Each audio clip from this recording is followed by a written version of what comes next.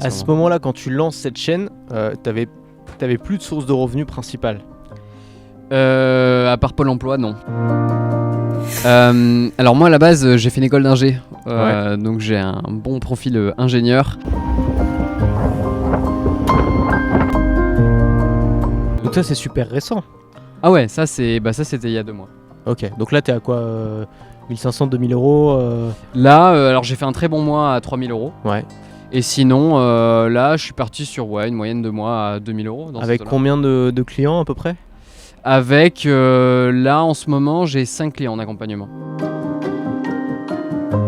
Juste avant de commencer cette interview, pour rappel, tu as accès à mon kit de démarrage, c'est 6 ressources précieuses pour t'aider à te lancer sur le web, à construire ton audience, à te faire connaître, à faire tes premières ventes et à monter un business au service de ta liberté. Pour le télécharger, c'est le premier lien en description, tu cliques dessus, tu laisses ton mail et nous on se retrouve tout de suite à l'intérieur.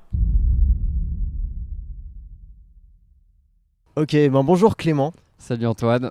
On est à Saint-Lunaire, pas loin de Dinard, Exactement. en Bretagne. Il fait beau, la vie est belle. Je suis venu en TGV ce matin, puis en vélo pour te retrouver. Tu vas nous raconter ce que tu fais, le business que tu as construit, le business de coaching sportif que tu as construit. Je pense que c'est quelque chose qui peut être appréhendable par pas mal de gens. C'est tout nouveau. Tu viens de commencer à gagner ta vie avec. Ça fait combien de temps ? Là, ça fait clairement, ça fait à peine 2 mois que j'en vis. Ouais. Okay. Et ça fait une bonne année que je suis sur cette activité-là, environ. Et ça fait quoi alors d'atteindre ton Graal ? Ça fait du bien, et en même temps c'est arrivé assez lentement parce que ça fait très longtemps que je m'intéresse au business en ligne et j'ai d'autres entreprises aussi, d'autres activités entrepreneuriales à côté mais avec lesquelles je me rémunère pas parce que ce sont des structures à part, donc c'est un peu plus c'est un peu plus complexe de se rémunérer avec. Je faisais pas assez de volume avec, etc. et c'était pas mon activité principale. Et donc ça fait aussi pas mal de temps que je te suis, que j'ai ce côté où je veux expérimenter le nomadisme digital, tu vois, j'ai vraiment un peu ce Saint Graal en tête. Mais en même temps, comme c'est arrivé assez progressivement, c'est pas du jour au lendemain, ça arrive et waouh, ça fait longtemps que je le prépare et donc je suis très content que ça arrive, je suis très content de vivre cette expérience, carrément, ça fait du bien. Et puis j'ai taffé pour quoi. Est-ce que tu peux nous raconter un petit peu ton histoire ? Comment t'en es arrivé à faire ça ? Qu'est-ce que tu faisais avant ? Est-ce qu'il y a des trucs que tu as essayé qui n'ont pas marché ? Est-ce que tu peux tout nous raconter pour comprendre comment t'en es arrivé là ? Ouais, carrément. Et ensuite tu nous parleras un peu de ton business et comment ça fonctionne. Ouais. Alors moi à la base j'ai fait une école d'ingé, donc j'ai un bon profil ingénieur et je travaillais dans l'aéronautique à Toulouse, un gros avionneur français bien connu. On m'a proposé, à l'époque c'était une alternance, un CDD du coup de 3 ans en alternance, et on m'a proposé de rester. Je n'ai pas voulu parce que pour moi c'était le début de la fin, la grosse structure qui valait bien pour s'installer avec un kangou, et moi c'était pas trop mon délire. C'est quoi, t'avais envie de que ça bouge, t'avais envie d'aventure? Ouais, c'est ça. Déjà l'entrepreneuriat ça m'intéresse depuis super longtemps. Je baigne un peu dedans, j'ai un père entrepreneur, j'ai aussi un frère dont je suis très proche qui est entrepreneur aussi. Donc ça fait longtemps que ça m'attire. Et donc j'ai pas voulu de ça et j'ai monté à la base un business dans le e-commerce, dans la musique. J'ai une marque de baguettes de batterie que j'avais créée avec un Kickstarter, ça avait bien marché, qui est construit sur une société à part du coup en SAS. C'était en quelle année ça ? Ça c'était en 2017. Okay. J'ai fait ça en rentrant de mon semestre d'échange au Mexique à la fin de mes études. Donc après tes études. C'est ça. Donc la campagne avait bien marché et aujourd'hui c'est un business qui tourne, qui est rentable mais avec lequel je me paye pas. Toi-même tu dois savoir comment c'est quand tu as une SAS, pour te rémunérer c'est quand même pas le même prix que. C'est un business un peu plus basé sur un modèle startup. Oui et non. À la base ça avait pour vocation d'être sur un modèle de muse. Ouais. D'accord. Ok. Mais donc je l'avais pas lancé. Pour rappeler, ça a été théorisé par la semaine de 4 heures. En gros, c'est un business automatique qui te permet de gagner ta vie et d'avoir du temps pour toi. C'est ça. Donc c'était mon petit MBA personnel, c'est le fameux personnel MBA, plutôt que d'investir mes économies dans un MBA qui me coûterait une blinde, et l'investir dans un projet qui m'apprendrait sur le terrain. Donc le but c'était d'apprendre, de faire un gros bac à sable. Et en même temps à l'époque c'était plus intéressant pour moi de le faire sur une structure à part qu'en tant qu'auto-entrepreneur. Donc c'est pour ça que je l'ai fait. Aujourd'hui la boîte se paye, mais moi je ne me rémunère pas avec, et je le fais encore, ça en fait encore partie de mes activités, j'y prends énormément de plaisir. Et ensuite, je suis parti travailler parce que j'étais retourné vivre chez mes parents. J'adore mes parents, mais voilà, au bout d'un an, j'avais besoin de reprendre mon indépendance. Et comme je me payais pas avec cette boîte, je suis allé bosser pour le milieu start-up, donc l'inverse total de ce que j'ai vu comme expérience de salariat. Et je voulais habiter à Paris parce que je suis un amoureux de la ville de Paris. Ok, à la base c'était de Lille, toi, c'est ça? Ouais, c'est ça, je suis de Lille, exactement. Et j'avais déjà mon frère qui était à Paris, ma soeur qui est venue après vivre à Paris, etc. Beaucoup d'amis à Paris. Et j'adore cette ville, donc je voulais vraiment avoir cette expérience de vie là-bas. Et donc c'était chez une startup de The Family qui s'appelle Side. Et j'ai travaillé chez eux pendant 1 an et demi. C'était une expérience géniale. C'était plus exactement dans la période où ils essayaient de scaler le business. Donc ils t'avaient recruté en tant que salarié dans une petite équipe, c'est ça? J'étais le 55e, je crois, employé. Donc ça commençait déjà à avoir une certaine taille. Ouais, c'est ça. Maintenant, il y a eu des hauts et des bas. La boîte est montée à 125 employés en 1 an. Et quand je suis parti, on était retombé à 55 employés, quelque chose comme ça. Donc il y a eu une sorte de phase de scale qui a été... Elle existe encore, cette boîte? Elle existe encore, elle a fait pas mal de pivots, etc. Elle existe encore. Maintenant, elle est quasiment full remote à cause du Covid notamment. Et voilà, et j'ai encore quelques anciens collègues qui sont encore là-bas et j'ai adoré cette expérience là-bas. Simplement, au bout d'un moment, moi je voulais prendre d'autres responsabilités. C'était pas forcément possible avec l'évolution de la boîte à ce moment-là. Et du coup, d'un commun accord, on a arrêté. On savait pas que le Covid arrivait. Donc j'ai pu avoir une rupture conventionnelle avant le Covid. Donc c'était quoi, fin 2019, c'est ça C'était en février, Début 2020. Fin février 2020, Ok. Exactement. Et t'es parti au bon moment presque, j'ai envie de dire. Parfait. Exactement, parfait. Et à ce moment-là, je me disais, en plus, je revenais. Je le fais assez bref, mais je revenais d'un voyage à Los Angeles en janvier 2020 où j'étais allé parce que là-bas, tu as un grand salon international de la musique. Et comme moi, je vendais des baguettes de batterie, j'ai pu rencontrer un peu mes idoles de la musique, etc. Et qui connaissaient mon produit. Et je voyais que ça avait comme un effet. Donc je me suis dit, vas-y, l'entrepreneuriat, c'est vraiment ça que je veux faire. Ça me fait, j'adore ça. Et donc, ça me motivait encore plus à mettre fin à cette collaboration, on va dire, et d'aller sur mes propres projets. Et j'ai une autre passion que je traîne depuis très longtemps, depuis vraiment très longtemps, qui est celle de la nutrition, de la santé et du sport. Et donc ça faisait déjà quelques temps que je faisais expérience sur moi-même là-dessus, etc. Et j'ai profité du fait d'arrêter ce projet, cette expérience chez Side et du confinement, parce que on s'est retrouvé confiné au final en mars. Donc moi j'étais dans mon petit appartement parisien confiné, et puis à l'époque on savait rien, donc on avait peur. Moi je voulais pas retourner, techniquement j'avais le droit de retourner dans le Nord parce que comme ma société était domiciliée dans le Nord chez mes parents, je pouvais retrouver la famille et un lieu, mais comme on savait pas les conséquences du virus ou quoi, par sécurité je préférais rester chez moi. Et voilà, donc j'ai fait 30 jours 30 vidéos sur du coup tes conseils, du contenu quotidien pour lancer ma chaîne YouTube dans la nutrition. Et donc tant bien que mal, j'ai commencé à me faire une petite audience, etc. Et c'est comme ça que ça a commencé l'aventure autour de cette niche qui aujourd'hui du coup est mon activité principale.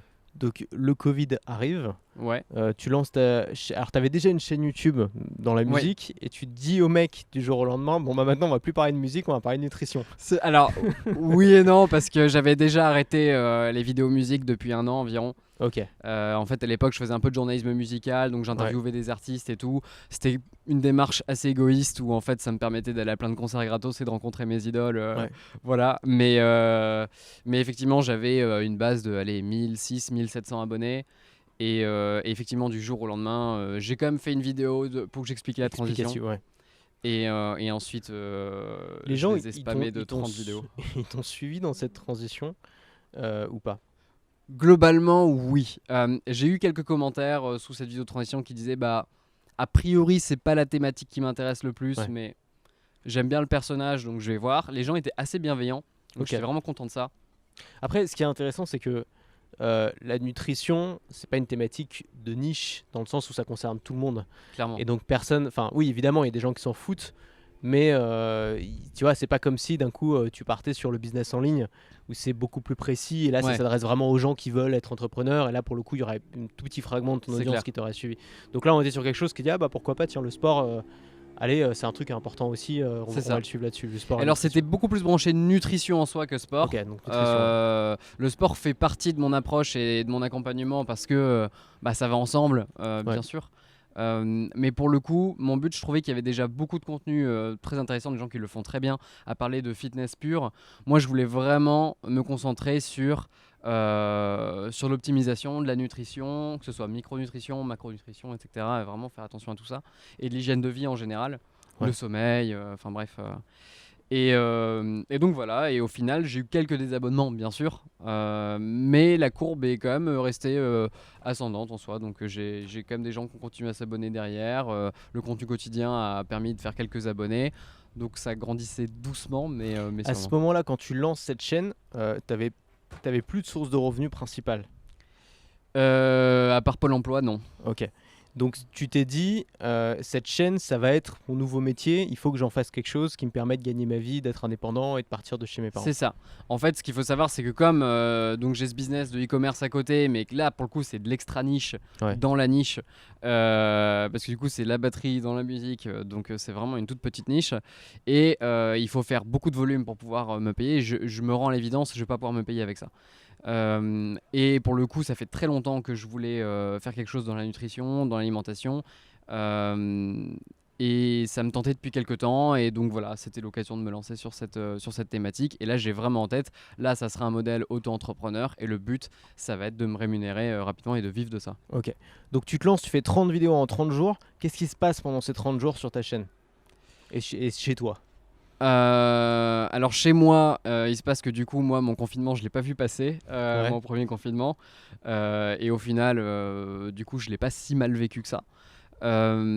Du côté de ma chaîne, forcément, moi, je fais pas énormément de vues, on va pas se mentir, mais il y a quand même des gens qui tombent dessus. Je me référence sur quelques mots-clés, donc je commence à créer une petite audience et surtout je commence à capturer des adresses email, ce que je faisais pas avant quand je parlais de musique, et donc je construis tout doucement une liste email et une audience de plus en plus fidèle. Donc j'ai eu aucun point de flexion, et même encore aujourd'hui, j'ai eu aucun point de énorme boom, la chaîne décolle, une vidéo qui fait le buzz. J'ai une vidéo qui a peut-être aujourd'hui fait, si je dis pas de bêtises, qui doit être à 15 000 vues, peut-être un peu plus même. Et qui du coup c'est beaucoup plus référencé que les autres, mais ça n'a pas été un buzz, voilà quoi. Ok, petit à petit tu construis ta liste email. Comment tu fais? Tu proposes un PDF, quelque chose, un cadeau en échange de l'email? Une vidéo bonus. Donc en fait, alors j'ai eu plusieurs stratégies. J'avais notamment une stratégie de dire que je faisais un résumé de la vidéo et des côtés techniques, etc., avec en plus des astuces en plus, que les personnes pouvaient télécharger en donnant l'adresse email. Et j'en faisais une pour chaque vidéo. Ok. Donc ça, alors juste pour l'avoir beaucoup fait aussi, ça cartonne en termes généralement de conversion, mais c'est du boulot en plus, et quand tu fais des vidéos tous les jours, c'est pas tenable. Ouais, surtout quand elles font 100 vues quoi. Donc finalement, tu t'es dit, je vais avoir un seul lead magnet et je vais essayer d'en faire un qui peut être associé à chacune de mes vidéos. C'est ça. Et je vais faire le même appel à l'action à la fin de toutes mes vidéos. Exactement. Et donc là, j'avais fait une vidéo bonus plus sur les 5 hacks en gros qui changeaient tout dans mon hygiène de vie, qui avaient fait le plus la différence dans mon hygiène de vie aujourd'hui. Et après, j'ai encore changé le lead magnet où là, je suis plus fait un switch vers la perte de poids parce que je me suis rendu compte que je parlais énormément de nutrition, d'optimisation, etc. Mais le problème, c'est que je m'adressais à des gens qui sont pas... En fait, quand t'as pas optimisé ta nutrition, t'es pas conscient du problème de pas avoir optimisé ta nutrition. Et donc je me suis très vite rendu compte qu'il fallait que je vende aux gens ce qui a priori ils veulent dans un premier temps, qui est l'aspect physique, la perte de poids ou la prise de muscle. Et en fait dans mon approche au passage, parce que je m'intéresse énormément à la nutrition, je leur propose, parce qu'en soi tu peux très bien avoir des abdos avec une hygiène de vie dégueulasse, c'est possible. Et du coup, en fait, là, c'était vraiment leur vendre mon approche en vendant d'abord les abdos. Et en fait, au passage, je leur fais changer des choses dans l'hygiène de vie et ils se rendent compte que, ouais, en fait, ça fait la différence. C'est pas que pour l'esthétique, quoi. Ok. Du coup, à ce moment-là, tu dis, je vais gagner ma vie en vendant du coaching. C'est ce que tu avais envie de faire? Ouais. Ok. Comment tu trouves tes tout premiers clients? Alors les tout premiers, c'est essentiellement des proches, souvent des potes qui m'ont entendu déjà parler de nutrition, d'alimentation depuis Là, ça faisait peut-être 5-6 ans que c'était presque une obsession et que j'avais vraiment l'étiquette du mec. Le seul mec au monde pour qui c'était fun de lire des études scientifiques, et en fait, tu vois, sur la nutrition en détail, etc. Et donc, il y a des potes qui ont commencé à me faire confiance et que je faisais payer, bien sûr, mais pas à des gros prix non plus, pas à des gros tarifs. Ça restait très modeste et donc, en fait, en soi, tout le monde était content. Eux, ils avaient leur programme, en tout cas c'est ce que je pensais. Eux, ils avaient leur programme, moi j'avais quand même une certaine rémunération et voilà. Le problème c'est que du coup je bradais pas mal ma prestation. L'investissement des personnes n'était pas forcément le même qu'avec une vraie prestation de coaching et surtout c'était des personnes qui me voyaient avant comme un pote et après comme quelqu'un qui avait une certaine expertise là-dedans, même si expertise c'est un grand mot mais c'est intéressant, donc tes premiers clients sont tes potes, t'es pas allé les chercher loin quoi. Non. Okay. Mais en même temps, comme c'était déjà un sujet dont je parlais souvent, ils sont venus très facilement et ils me faisaient déjà confiance là-dessus. Mais c'est une bonne idée. Enfin, beaucoup de gens ont le problème que tu avais, c'est-à-dire ils se lancent dans un sujet, ils ont du mal à tracter de l'audience. Ils ont peut-être quelques dizaines ou quelques centaines de personnes qui les suivent sur une base quotidienne, mais c'est pas assez si tu veux pour vendre des formations ou pour faire du volume. Et souvent, et donc ils se disent qu'ils peuvent rien vendre et qu'ils doivent attendre parfois 1 an, parfois 2 ans, parfois 3 ans avant de commencer à gagner de l'argent. Alors que très souvent, en fait, eux, ce qu'ils développent pendant ce temps-là, c'est une compétence, c'est une expertise dans leur sujet. Et cette expertise, elle a de la valeur et elle peut avoir une valeur énorme en one-to-one et elle peut déjà te permettre de faire des revenus. Et en effet, tes premiers clients, t'as pas besoin d'avoir 10 000 personnes qui regardent tes vidéos pour les trouver.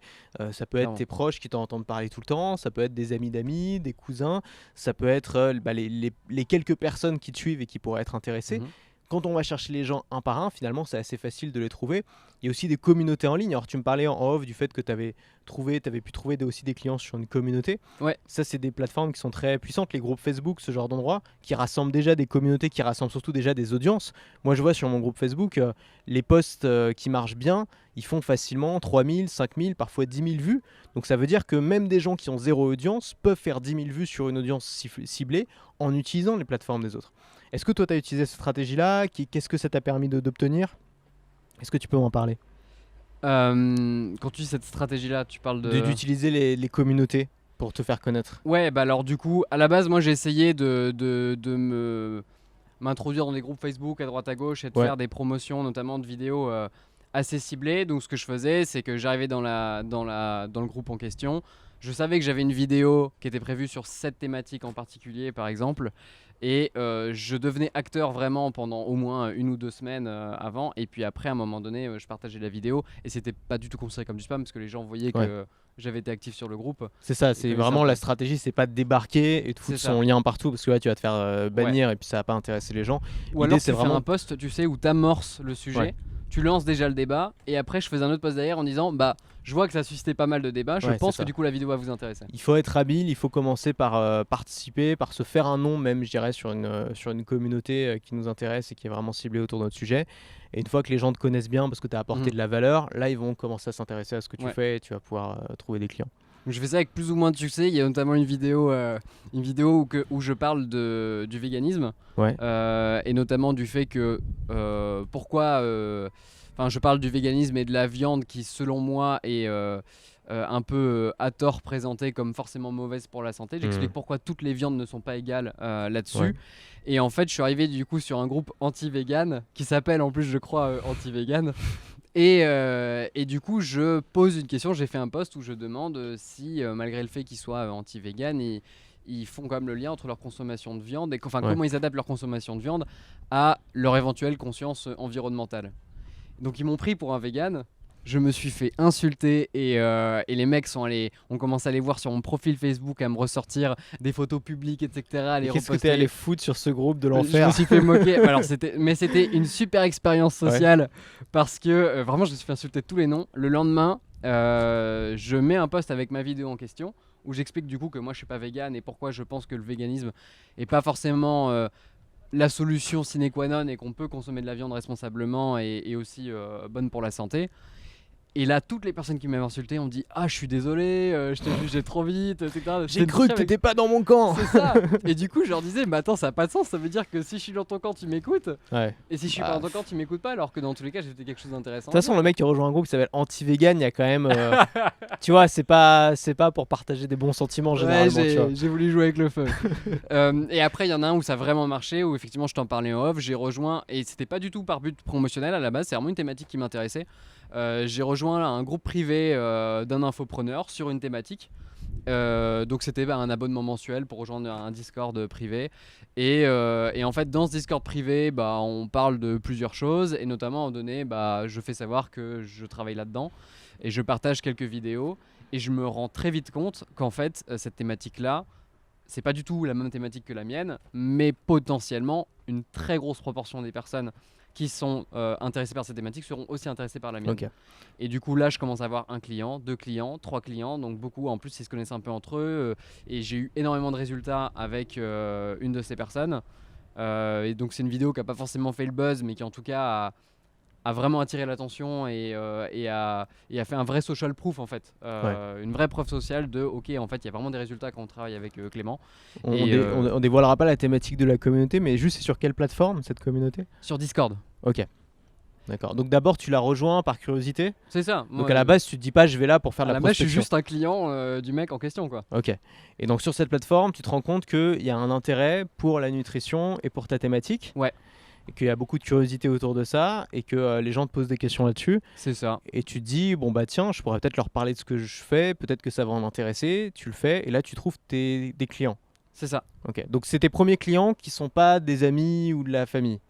Si je me souviens bien, c'est exactement ça, ouais. Du coup, ce sont mes premiers clients que je connaissais, ni Dave ni d'Adam, et qui sont venus vers moi. Donc c'est intéressant parce qu'ils viennent pas non plus de la chaîne YouTube du coup. Ah non, et en plus, ce qui est intéressant du coup, c'est que jusque-là, mes clients, même quand je commence à vraiment générer des revenus avec, sont à la base même pas des gens qui viennent de ma chaîne ou qui m'ont découvert avec mes vidéos. Donc ça c'est intéressant parce que tu vois, tu peux commencer à construire une audience fidèle, tu peux commencer à construire une clientèle sans même créer du contenu. Alors c'est toujours bien d'avoir des contenus pour que les gens ensuite puissent venir les voir, mais sans devoir attendre, si tu veux, d'être référencé sur YouTube ou d'être référencé sur Google, en utilisant directement des communautés qui existent déjà et qui rassemblent beaucoup de gens qui sont intéressés, quoi. Exactement.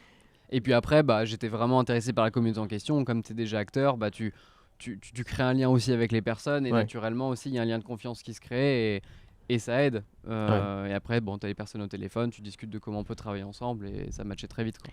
Comment ça se passe ces premiers coachings? Est-ce que tu es à l'aise? Est-ce que c'est facile à vendre aussi les coachings? Est-ce que les gens reprennent avec toi? Comment tu les vends?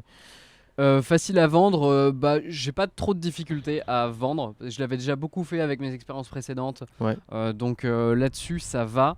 La seule différence, c'est que donc il y a j'ai eu d'abord 2 clients qui sont arrivés en même temps de ce groupe-là. Que je faisais encore à un tarif qui certes était supérieur à celui de mes premiers clients, mais qui était encore assez bradé. Et en fait, après coup, ce qui s'est passé, c'est que j'ai un peu discuté avec, je sais pas, tu connais David Laroche? Oui. Voilà, je m'intéressais un peu à une formation de David Laroche. J'aime beaucoup ce qu'il fait et ses enseignements aussi. Et je m'intéressais à une de ses formations et j'étais au téléphone avec un des coachs de son équipe parce que j'ai des questions sur la formation. Et il me disait, écoute, c'est un peu tôt pour toi, ton business n'est pas encore assez développé. Mais de toute façon, je t'avais réservé un créneau de 20 minutes dans mon agenda, donc on va discuter de ton business. Je vais voir aussi comment je peux t'aider. Et il m'a vraiment challengé sur le fait que je priçais pas assez haut. Mes prix n'étaient pas assez hauts, que je me sous-estimais complètement la valeur que j'apportais. Et donc, à combien tu te priçais?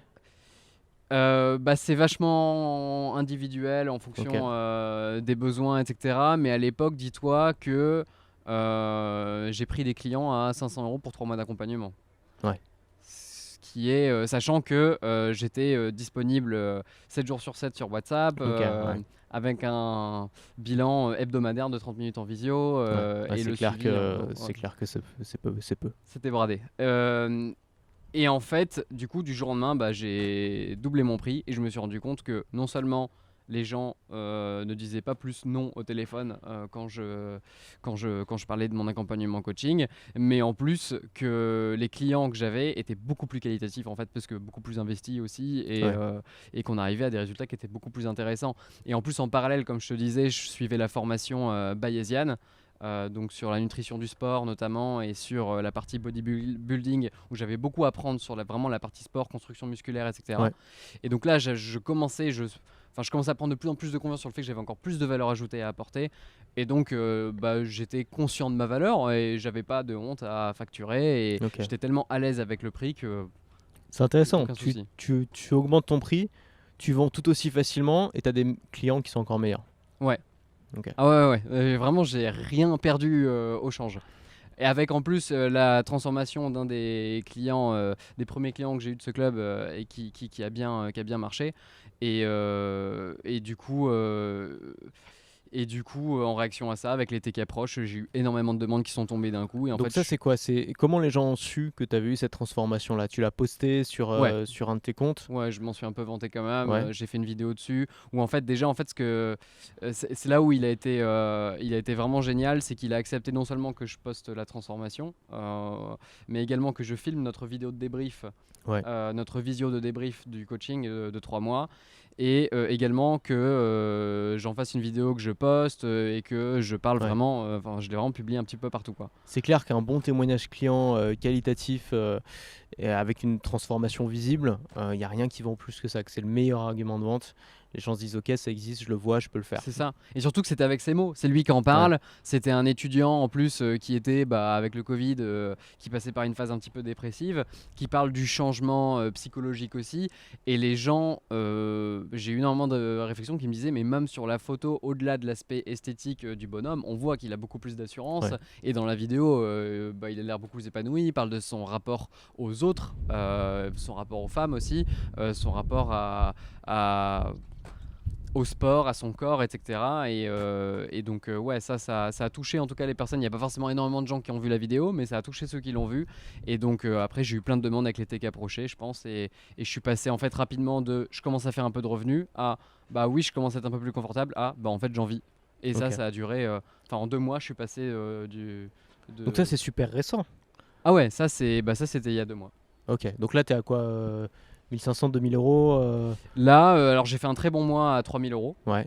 Et sinon, là, je suis parti sur une moyenne de mois à 2000 euros. Avec combien de clients à peu près? Avec, là, en ce moment, j'ai 5 clients en accompagnement. Ok.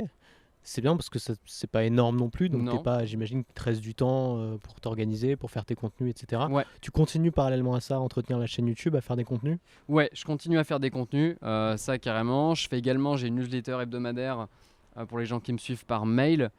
J'ai également un e-book qui est un peu un guide de cuisine et guide de comment faire ses courses, etc. pour manger sainement sans y passer 1000 ans non plus et y passer le moins de temps possible, qui s'appelle littéralement manger sainement quand on n'a pas le temps.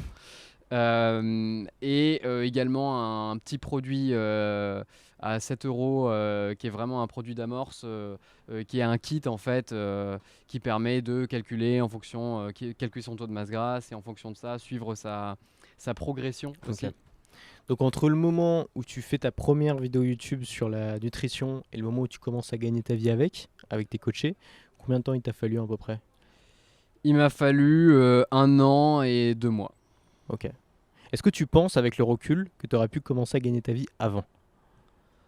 Probablement, notamment parce que mine de rien je passe encore aussi pas mal de temps sur le fait que sur ma boîte de e-commerce et c'est vrai qu'on m'a posé pas mal de fois la question de mais est-ce que tu irais pas plus vite si tu te focalisais juste sur un seul business? Bah oui, mais en fait je suis plus heureux à faire les deux donc je vois pas pourquoi je m'en empêcherais.